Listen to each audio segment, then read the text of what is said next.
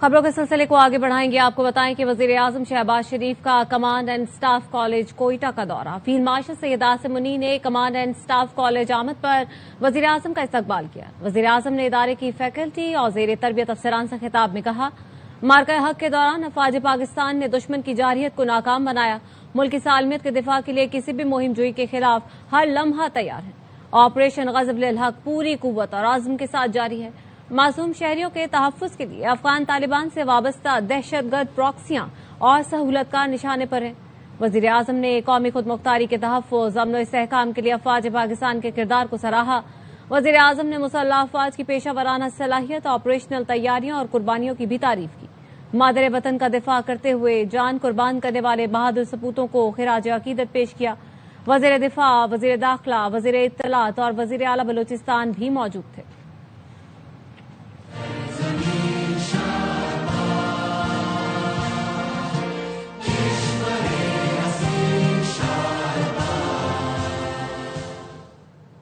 और field marshal Syed Asim Munir का कहना है, पाकिस्तान की तरक्की का सफर जाली खबरों या बैरूनी सरपरस्ती में दहशतगर्दी से नहीं रोका जा सकता। पाकिस्तान दुनिया में बुलंद मकाम हासिल कर रहा है। फील्ड मार्शल सैयद आसिम मुनीर का क्वेटा गैरिजन का दौरा। कमांड एंड स्टाफ कॉलेज में अफसरों और फैकल्टी से खिताब किया। फील्ड मार्शल सैयद आसिम मुनीर ने बलूचिस्तान में रियासती अमलदारी बरकरार रखने में सिक्योरिटी फोर्सेस की तारीफ की।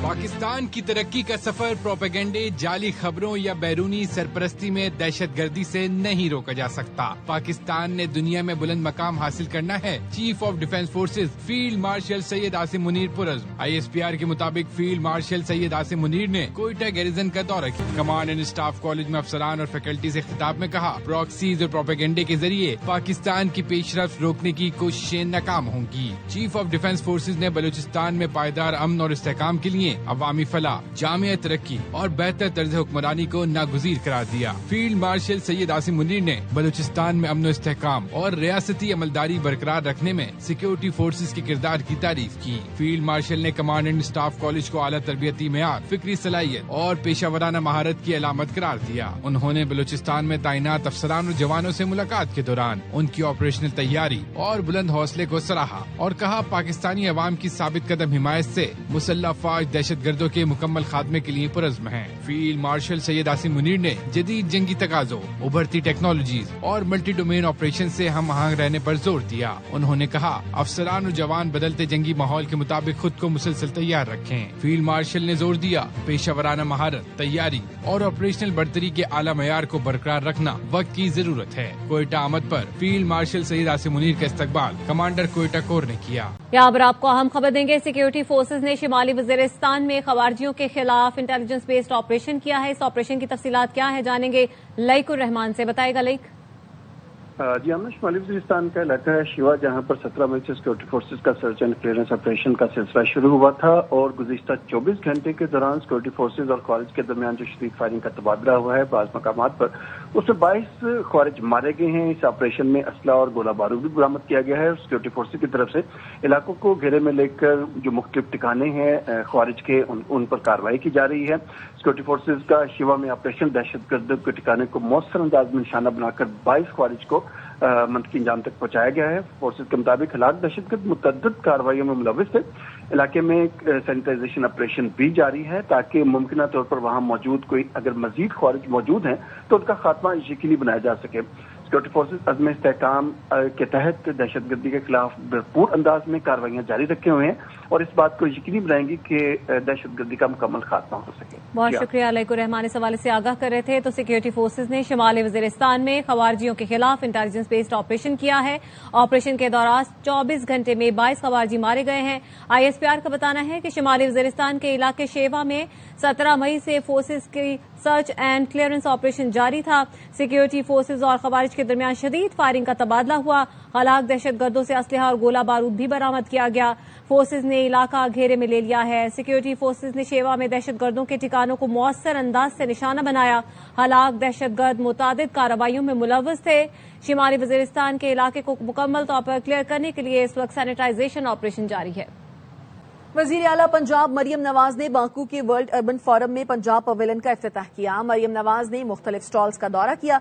منتظمین نے گلدستہ پیش کیا اور مریم نواز کو بریفنگ دی. اپنی چھت اپنا گھر اسکیم سمیت مختلف پروگراموں سے آگاہ کیا.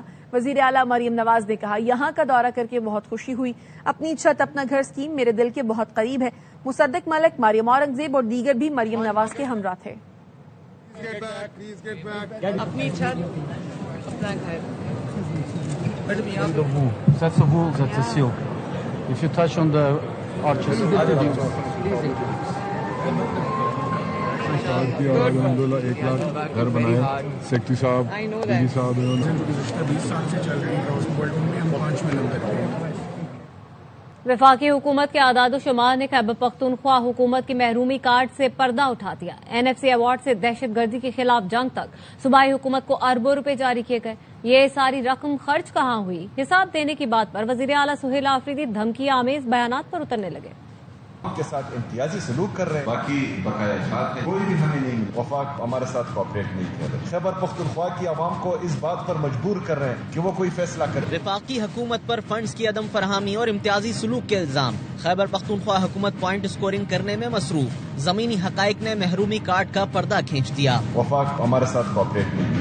وزیر اعلیٰ خیبر پختونخوا سہیل آفریدی نے دعویٰ کیا وفاق نے کوئی وعدہ پورا نہیں کیا، ہمیں کچھ نہیں ملا. عوام کے ساتھ امتیازی سلوک کر رہے ہیں. یہ تو صاف صاف بات ہے. زبردستی خیبر پختونخوا کی عوام کو اس بات پر مجبور کر رہے ہیں کہ وہ کوئی فیصلہ کرے. اعداد و شمار بتاتے ہیں کہ KP حکومت کو 2010 سے 2025 تک 15 برس میں وفاق نے 8,404 ارب روپے دیے. یہ پیسے کہاں خرچ ہوئے اس کا حساب صوبائی حکومت دینے کو تیار نہیں. سہیل آفریدی نے NFC ایوارڈ کا بھی ذکر کیا اور کہا ہمارے بقایا جات نہیں دیے جاتے. نہ NFC شیئر ہمیں ملا، نہ جو ہمارے باقی بقایا جات ہیں کوئی بھی ہمیں نہیں ملا. زمینی حقائق یہ ہیں کہ صرف 7ویں NFC ایوارڈ کے تحت صوبے کو 2010 سے 2025 تک 5,802 ارب روپے دیے گئے. ادائیگیاں روکنے والی بات میں بھی سچائی نہیں. 17 دسمبر 2025 کو جاری ہونے والی 46.44 ارب کی قسط واضح ثبوت ہے. وفاق ہمارے ساتھ کوآپریٹ نہیں کر. سہیل آفریدی نے صوبے میں انفراسٹرکچر پر وفاقی حکومت کی عدم تعاون کا شکوہ کیا. خیبر پختونخوا میں باقی انفراسٹرکچر ڈیولپمنٹ کے پروگرام ہیں. وفاق ہمارے ساتھ کوآپریٹ نہیں. NFC بجٹ کے مطابق خیبر پختونخوا کے ہر خاندان کے حصے میں آنے والے 14 لاکھ اور ہر مربع کلومیٹر زمین کے لیے مختص 8.5 کروڑ عوامی فلاح، اسپتالوں میں ادویات، اسکولوں اور سڑکوں کی حالت بہتر بنانے پر خرچ ہونے چاہیے تھے. اگر خرچ ہوئے سیاسی مہم جوئی اور شاہ خرچ. وزیر اعلیٰ سہیل آفریدی نے یہ بھی کہا جو ہم کہتے ہیں وہ کرو تو 90 دن میں دہشت گردی ختم ہو جائے گی. داخلت بند ہو جائیں اور صرف خیبر پختونخوا کی حکومت کے ساتھ یہ بیٹھ کر ایک حکمت عملی جو ہم چاہتے ہیں وہ حکمت عملی بنے اور اس پر عمل ہو تو 100 دن میں جو ہے خیبر. سہیل آفریدی نے یہ نہیں بتایا کہ وفاقی حکومت نے 17 سال میں دہشت گردی کے خلاف جنگ کی مد میں خیبر پختونخوا کو 697.438 ارب روپے دیے ہیں.